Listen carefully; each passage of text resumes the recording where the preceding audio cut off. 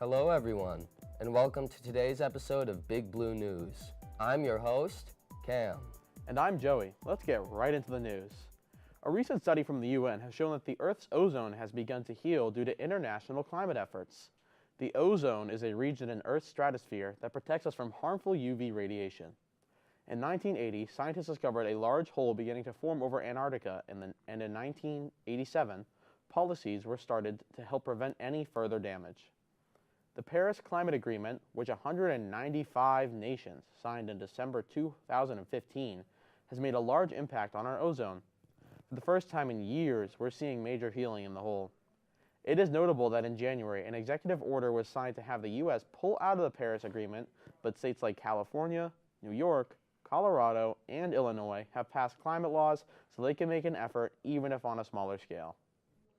A 3-month strike by the Republic Services waste management workers that implemented residents across 14 cities and towns, including Swampscott, has finally ended. The strike, which was initiated by Teamsters Local 25 on July 1st, ended after a 5-year collective bargaining agreement was reached. The strike, which affected more than 400,000 residents, was initiated by workers to increase wages, improve benefits, and have stronger labor protections. During the dispute, Swampscott chose not to join in on the lawsuit filed by 6 other towns against Republic Services. Interim Town Administrator Gina Cresta said that it's all our belief that we were to reach out to another company now during desperate times that they're going to hold us over with whoever comes in. With the strike now over, the Swampscott Department of Public Works yard was open for one final weekend from September 26th to 28th. For the residents of the town, although of the new agreement have not been publicly shared, the end of the strike finally brings back regular waste management collection services to the town. On Monday, September 29th, Swampscott hosted a public town meeting with the Select Board to discuss the plans of finally moving forward with the redevelopment of Hadley Elementary School. Delamar Hotels, the developer who were chosen for the project, had plans of converting the building to a boutique property with around 56 to 59 rooms. The plans show a commitment to preserving the building. The front of the building will mostly remain the same, with the main exterior work focusing on installing new windows and adding a new and improved elevator tower to ensure ADA compliance.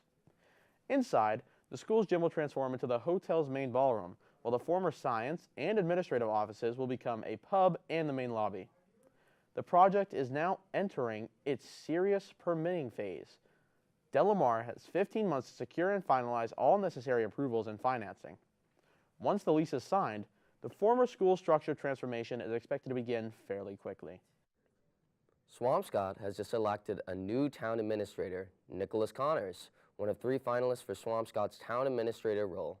He said he would prioritize communication and collaboration with the Select Board and has interviewed with the Select Board on August 12th at the high school, solidifying his spot. The search for a new town administrator began after former town administrator Sean Fitzgerald resigned in late 2024. I am excited, Connors said. I'm excited to join the team and to begin executing on the policies and priorities and objectives that you all have. Moving on September 14th, the annual Emmys were hosted by comedian Nate Bargatze. Many different shows, actors, and directors had their chance during the year to present themselves as the best and most worthy of winning an award. Some of the awards include Best Drama Series being The Pit, Lead Actor in a Drama Series being Noah Weil from The Pit, Best Comedy Series being The Studio, Directing for a Comedy Series being Seth Rogen for The Studio, and Lead Actress in a Drama Series being Britt Lower from Severance.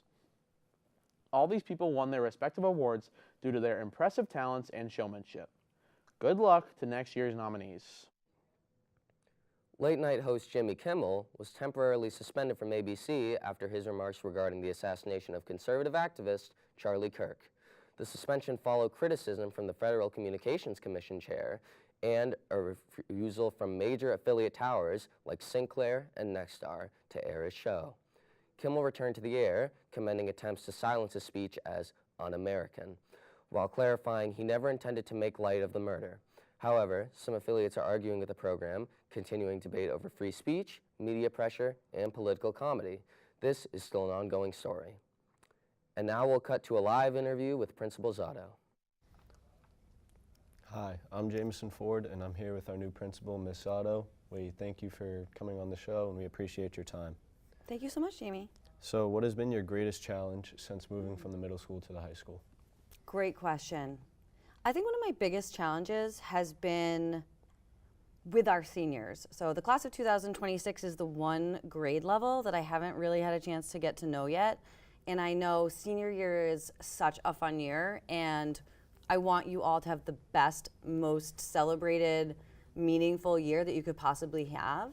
A change that I made, and I think this is an important realization for people in general going through life, is sometimes you have an intention with a decision or a comment or a behavior, and the intention doesn't always match the impact. And this is something we talk about with students all the time.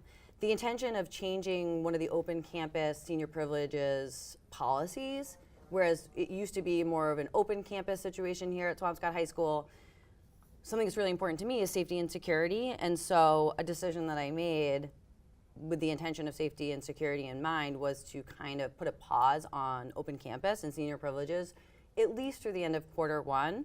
And I know that was really upsetting to our senior students who I haven't had a chance to get to know all that well.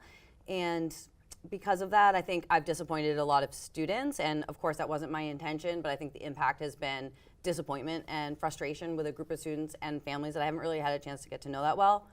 And so, you know, certainly I take accountability for that. I feel for the students and validate their experience as students. That I get that it's so frustrating. And at the same time, trying to reconcile the importance of safety and security.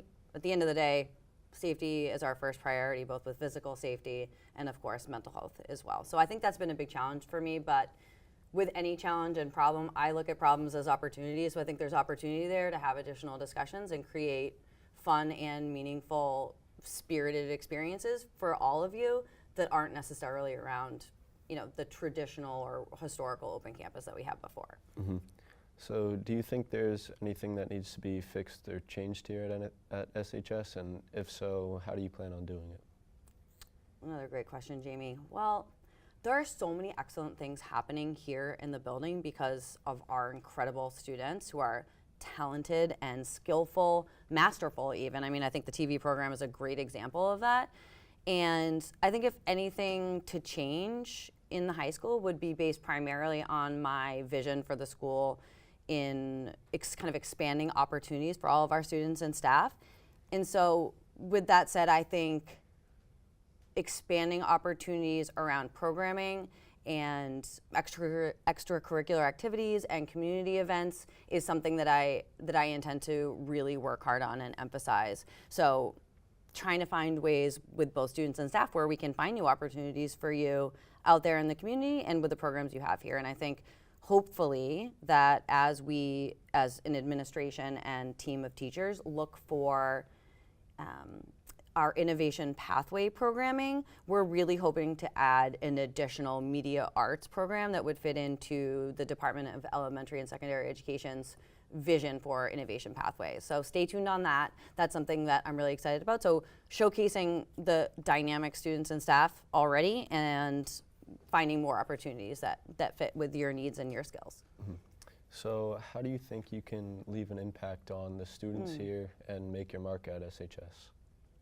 Whew, that's a tough one, Jamie.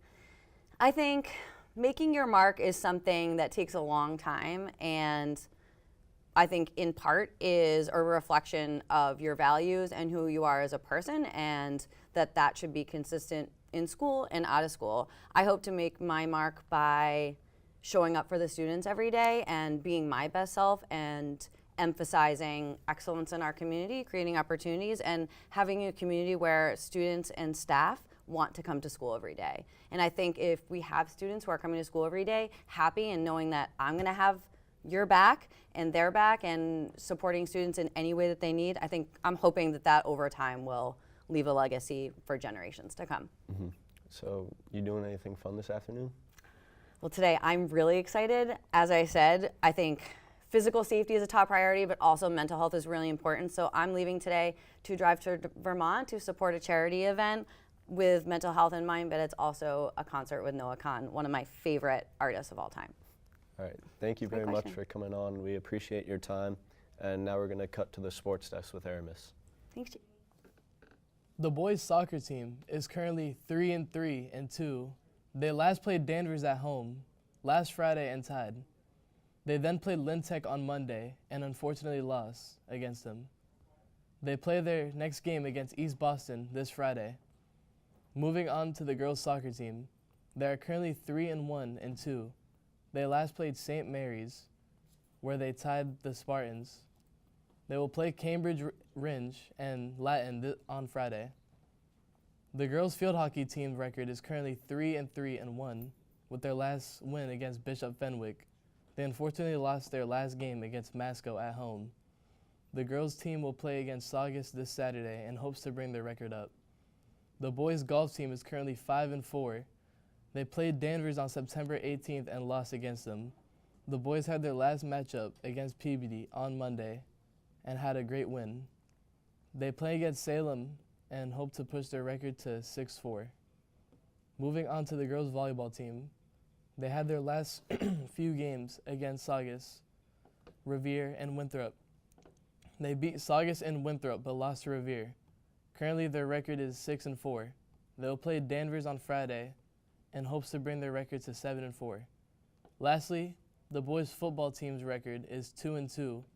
They had a great win against Lynn English at home and then lost to Melrose. They currently have a bye week and will play against Gloucester at home, hopefully to bring their record to 3-2. That's all for sports. Back to the news desk. We thank you for joining us on this episode of Big Blue News. Tune in next time and be sure to like and subscribe.